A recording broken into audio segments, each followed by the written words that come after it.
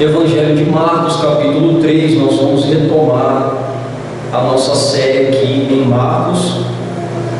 E hoje nós trabalharemos o texto que está nos versículos de número 7 ao 12. Marcos, capítulo 3, versículos de 7 ao 12. Diz assim a palavra do Senhor: Retirou-se Jesus com os seus discípulos para os lados do mar. Seguiam da Galiléia uma grande multidão, também da Judéia, de Jerusalém, da Idumeia, da além do Jordão e dos arredores de Tiro e de Sidom. Uma grande multidão, sabendo quantas coisas Jesus fazia, veio ter com ele.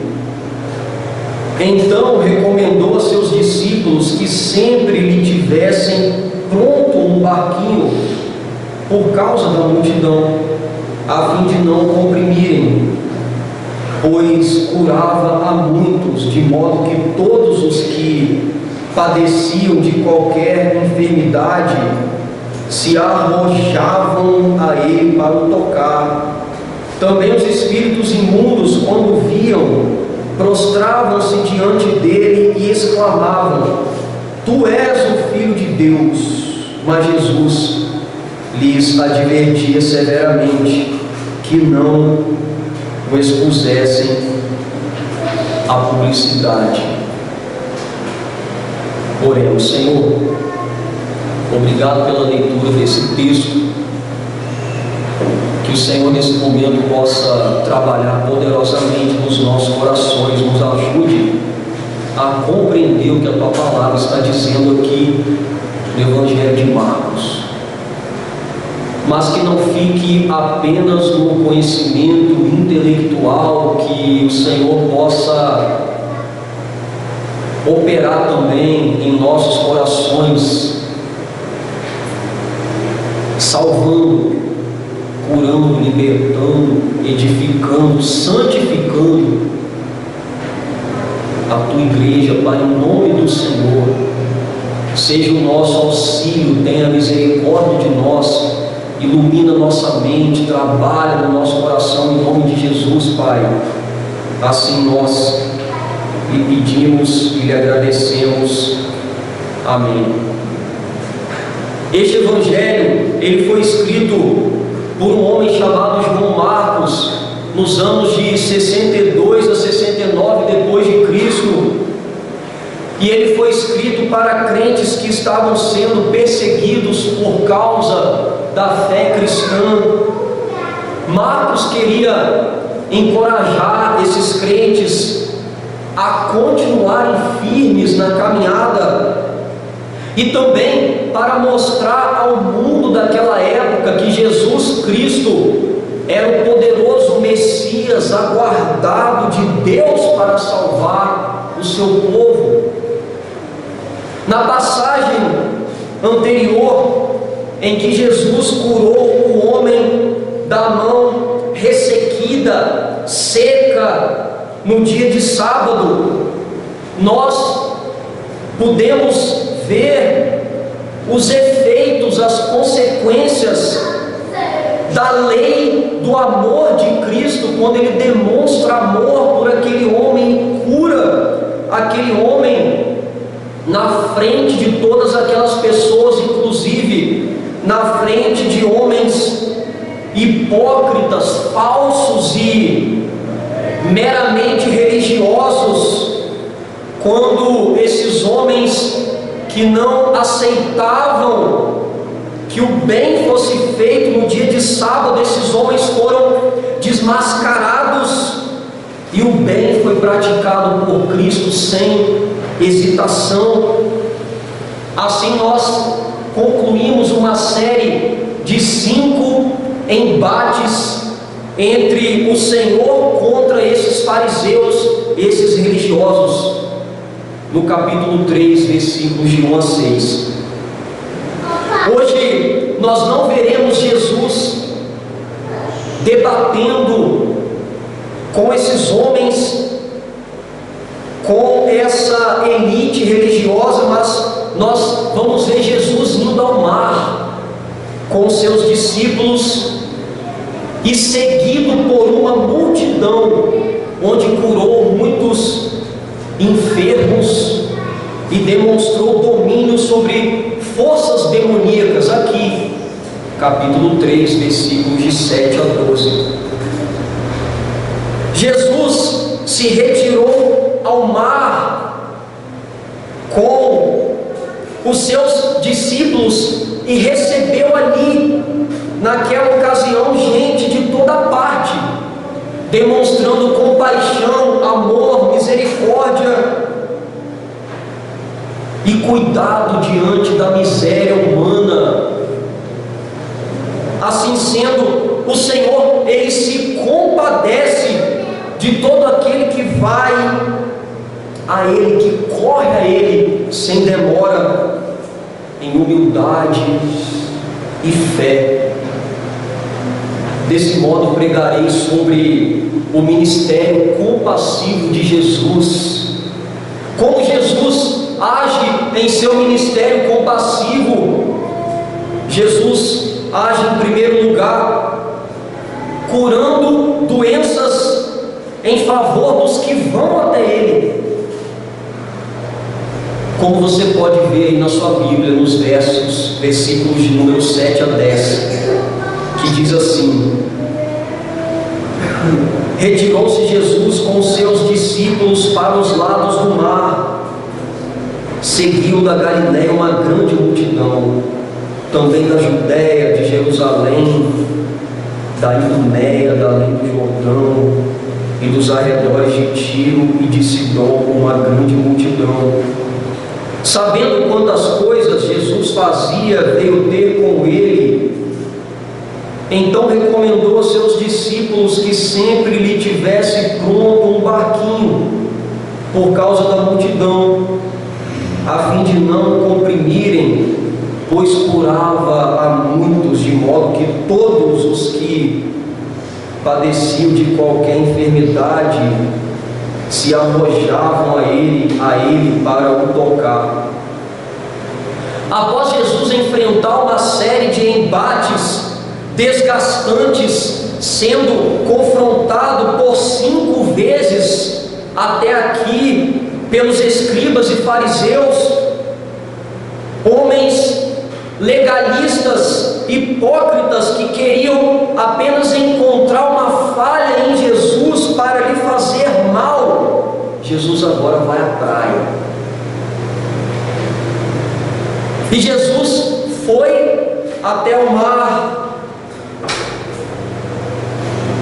juntamente com os seus discípulos Simão, Pedro, André, Tiago, João, Mateus, Filipe, Natanael. Eram homens que até esse momento haviam sido chamados pelo Senhor.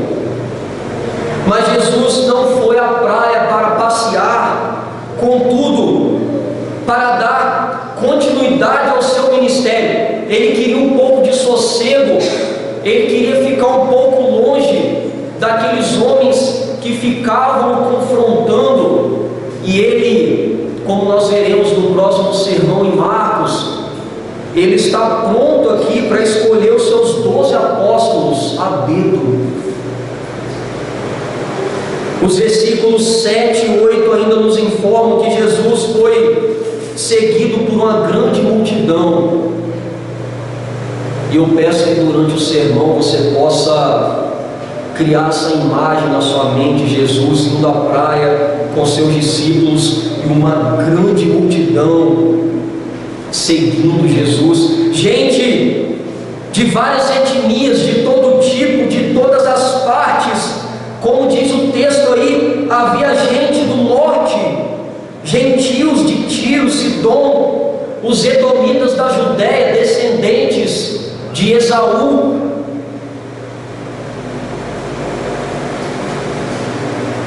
edomitas da Judéia, Jerusalém, Idumeia, judeus e gentios do leste, além do rio Jordão, e os judeus do oeste da Galiléia. As boas novas do que estava acontecendo havia se espalhado por toda parte, e essas pessoas estavam indo até Cristo.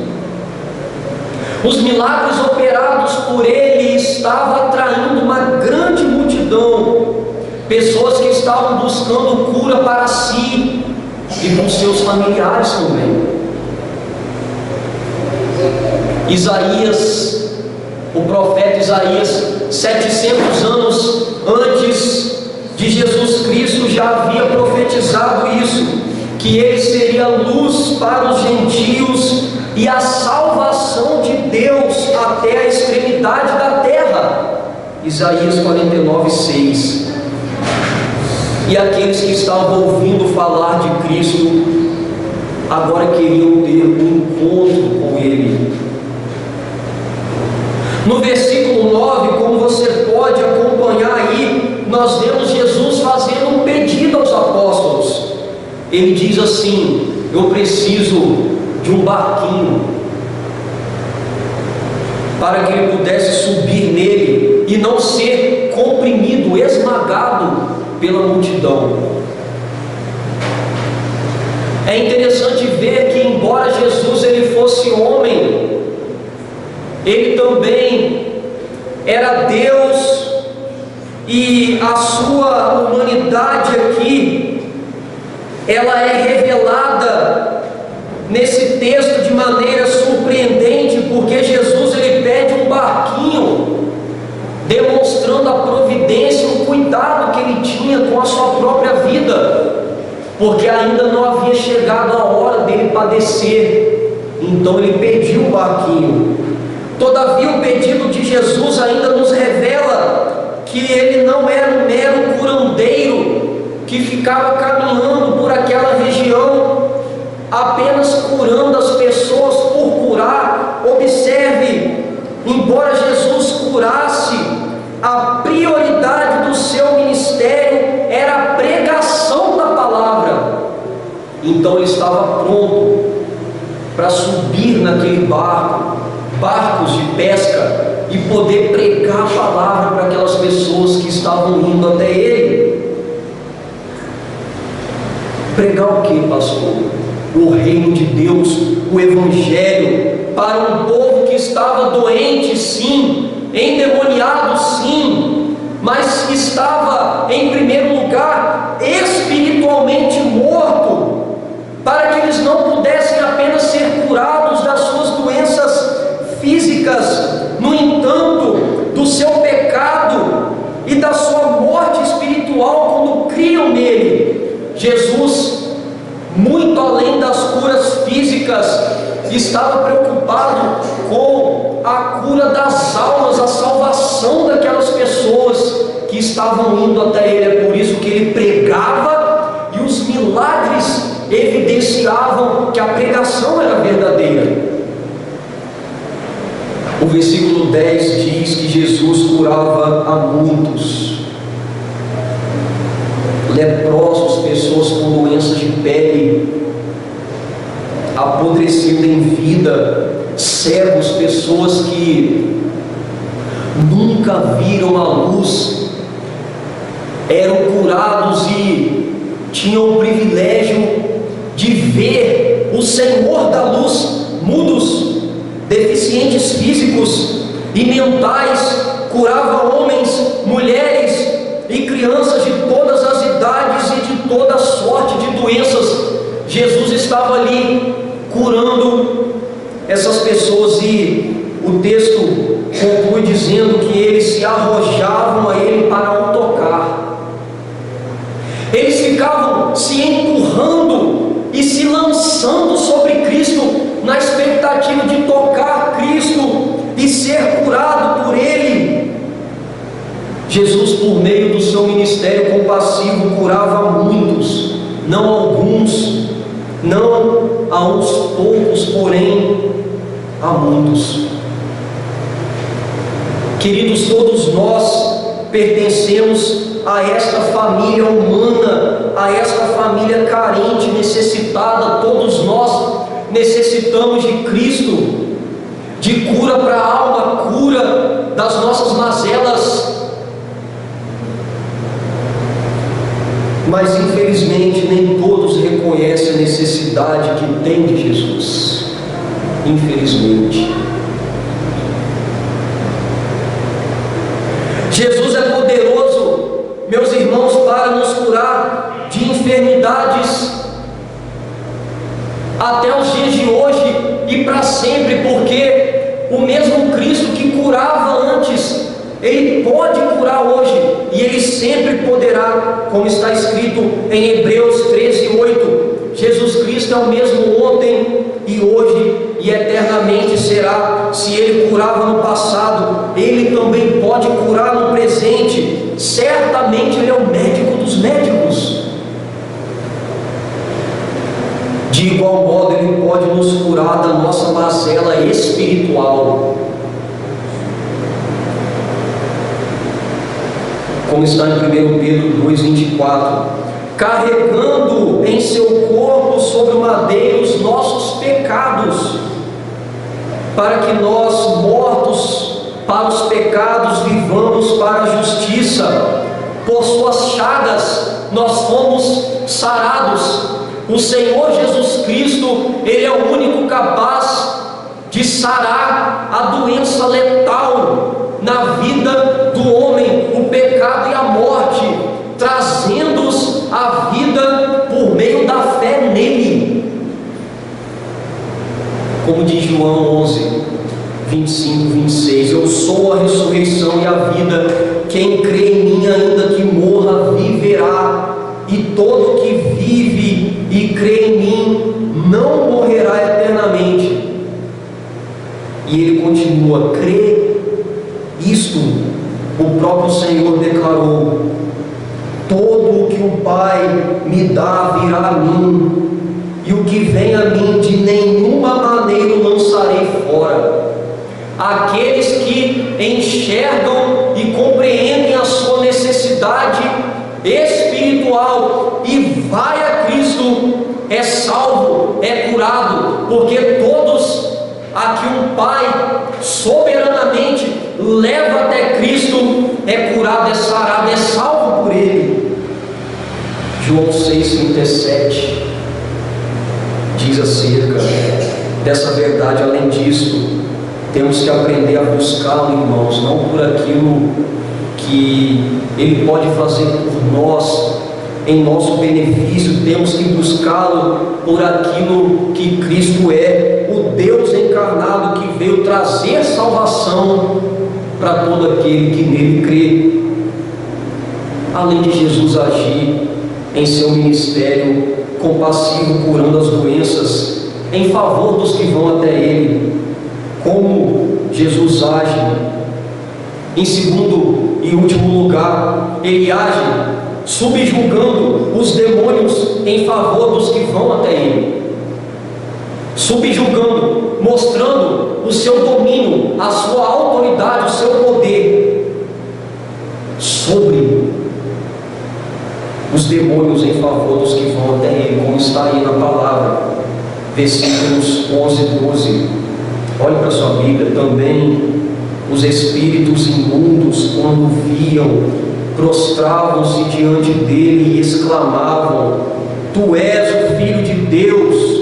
Mas Jesus lhes advertia severamente que não os expusesse à publicidade.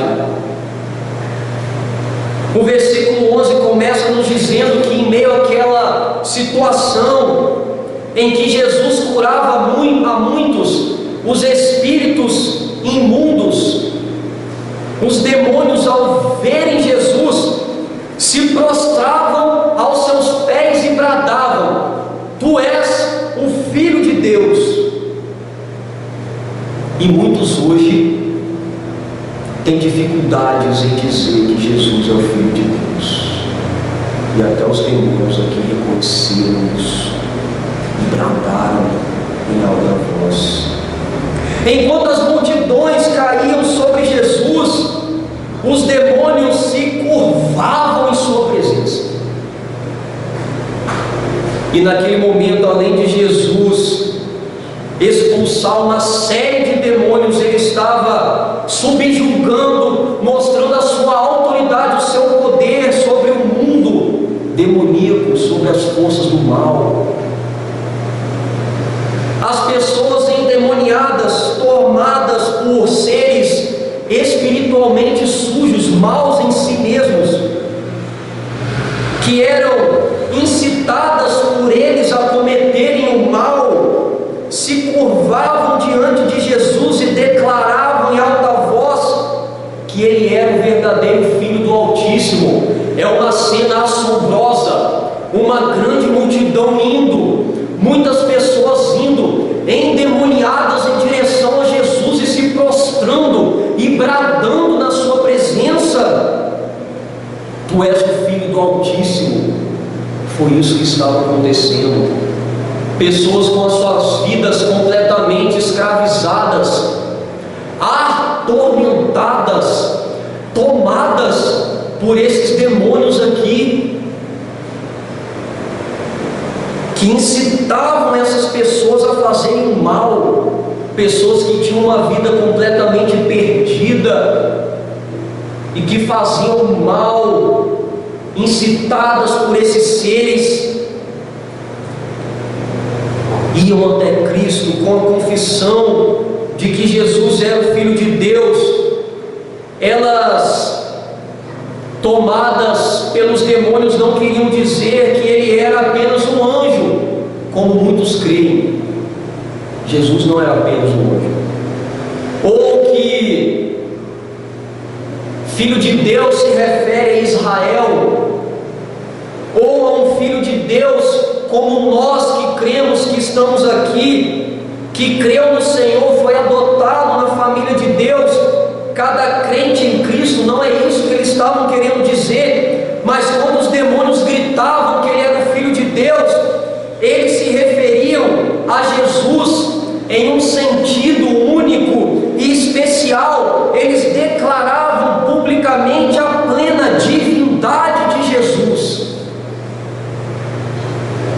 Os demônios acreditavam e tremiam na existência de Deus, não na fé salvadora, mas na existência, e reconheciam publicamente que Deus havia encarnado no Filho, na pessoa de Jesus. Até os demônios acreditavam. E é exatamente isso que a Bíblia nos ensina em João 1:1, quando diz: no princípio era o Verbo, e o Verbo estava com Deus, e o Verbo era Deus. O Verbo, a palavra, Jesus. Em João 1:18 está escrito: ninguém jamais viu a Deus. O Deus unigênito que está no seio do Pai é quem o revelou. Cristo, como Deus unigênito, único, gerado do Pai, sempre esteve com o Pai em poder e glória e majestade. Em João 20:28, respondeu-lhe Tomé: Senhor meu e Deus meu, se referindo a Jesus. Tomé, que não acreditava, quando passou a crer, creu também na divindade de Cristo. Em Atos 20:28 está escrito: atendei por vós e por todo o rebanho sobre qual o Espírito Santo vos constituiu bispos, para pastoreares a igreja de Deus, a qual Ele comprou com seu próprio sangue. Irmãos, quem comprou a igreja com seu próprio sangue? O Senhor Jesus. Logo, a igreja é do Senhor Jesus. Jesus é Deus, porque é a igreja de Deus. Tito 2,13. Aguardando a bendita esperança e manifestação da glória de nosso grande Deus e Salvador Cristo Jesus. Qualquer pessoa que estuda um pouquinho de português sabe que esse "e" é uma conjunção aditiva, e a palavra ela se refere a Jesus como Deus e Salvador. Eu não preciso apelar aqui para o texto grego, que tem uma conjunção chamada kai, mas o mesmo Deus que é Salvador é Cristo, o mesmo Deus Salvador, que é o próprio Cristo. Em Hebreus 1,18 está escrito: mas acerca do Filho, o teu trono, ó Deus, é para todos sempre, e cetro de equidade é o cetro de seu reino. 1 João 5,20. Também sabemos que o Filho de Deus é vindo e nos tem dado entendimento para reconhecermos o verdadeiro, e estamos no verdadeiro. Este é o verdadeiro Deus em seu Filho Jesus Cristo. Esse é o verdadeiro Deus e a vida eterna. E Colossenses 2,9: porquanto nele habita corporealmente toda a plenitude da divindade. Quando esses seres olhavam para Cristo, eles viam toda a plenitude da divindade, eles viam o próprio Deus na sua frente. E Marcos conclui no versículo 12 dizendo que Jesus advertia severamente os espíritos imundos que não os expusessem publicamente. O verbo aqui, advertia, no texto grego traz a ideia de ordenar com severidade e os proibir duramente. Jesus não estava dizendo assim de maneira branda: eu não quero, eu não admito que vocês revelem tais coisas publicamente agora. Mas Jesus estava dizendo literalmente a esses demônios: fiquem quietos, vocês estão proibidos, calem a boca. É isso que Jesus estava dizendo aqui. Jesus, ao lhes ordenar que ficassem calados acerca de sua pessoa, demonstra que sua autoridade sobre o reino demoníaco era total, e as forças demoníacas não têm outra escolha a não ser confessar a sua soberania por meio da sujeição a Ele. E Jesus lhe ordenou a ficarem quietos, para que eles não dissessem quem Ele era, pois ainda não chegara a hora de revelar sua própria identidade. Jesus disse a eles: vocês não têm autoridade para isso, fiquem quietos, a hora de eu me revelar dessa maneira ainda não chegou.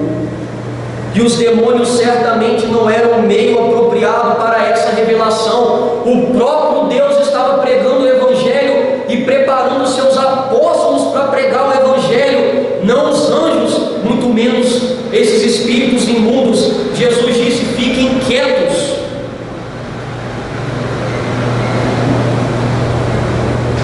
Jesus, através do seu ministério compassivo, subjugava os espíritos malignos e, consequentemente, libertava vidas que estavam sendo oprimidas, atormentadas e escravizadas por eles. Quando o mais poderoso se encontra com espíritos imundos, a supremacia deles sobre eles é revelada e manifesta. É neste momento que vemos o mal caindo por terra. Isaías profetizou isso. Isaías 61:1. Certamente o Senhor Jesus veio para proclamar libertação aos cativos e pôr em liberdade os algemados. Pastor, que esse texto, essa história, mais essa narrativa maravilhosa de Jesus, toda essa situação tem a ver com a gente hoje. Esse Deus não mudou. Jesus Cristo, por meio do seu ministério, Ele está intercedendo por nós. Hoje a igreja prega Cristo com a mesma autoridade que lhe foi dada, para que todos corram a Ele e sejam curados das suas doenças físicas e da sua mazela espiritual, que sejam curados da sua morte, dos seus pecados, e viva livres na presença do Senhor por meio da fé em Cristo. Nós podemos recorrer ao Senhor quando estamos doentes. Deus ainda cura, irmãos, Ele pode nos curar. Pessoas podem ser libertas desses demônios que estão aprisionando as suas vidas, recorrendo a Cristo por meio da pregação da palavra. Elas podem crer e serem completamente libertas e salvas pelo Senhor. É por isso que nós devemos ir a Ele, crer nele, continuar crendo nele.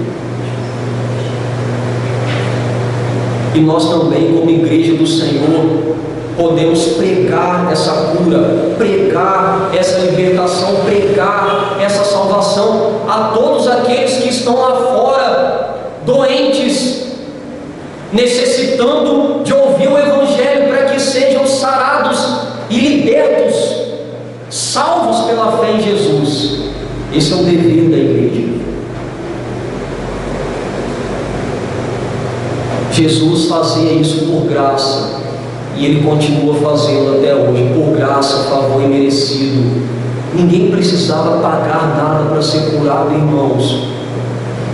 Tem igrejas hoje pedindo dinheiro e dizendo que estão curando, e pedindo dinheiro e dizendo que estão libertando pessoas das garras de Satanás. Aquilo não é cura, aquilo não é libertação, aquilo não é o Evangelho. A verdadeira cura, a verdadeira libertação, ela vem pelo ouvir da palavra de Deus. Quando o Espírito Santo regenera o coração humano, quando essa pessoa nasce de novo, quando pela fé ela se converte e se torna uma nova criatura, aí sim ela é verdadeiramente liberta. Os demônios batem em retirada e elas são enchidas, tomadas pelo Espírito Santo para viver em novidade de vida. Entrevistas feitas com espíritos malignos e essas falsas campanhas de curadeirismo, falsos profetas. Isso não é Evangelho, irmãos. É por isso que Jesus pregava e curava pela graça. O Evangelho é pela graça.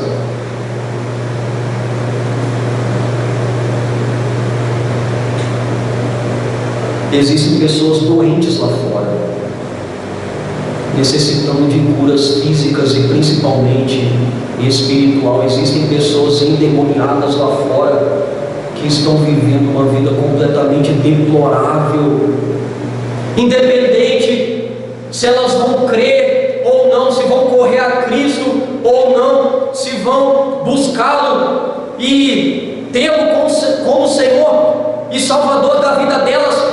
Nós devemos ir até eles e pregar o Evangelho de Cristo, na esperança de que isso aconteça, para que elas possam ser saradas e libertas por esse mesmo Jesus. Amém?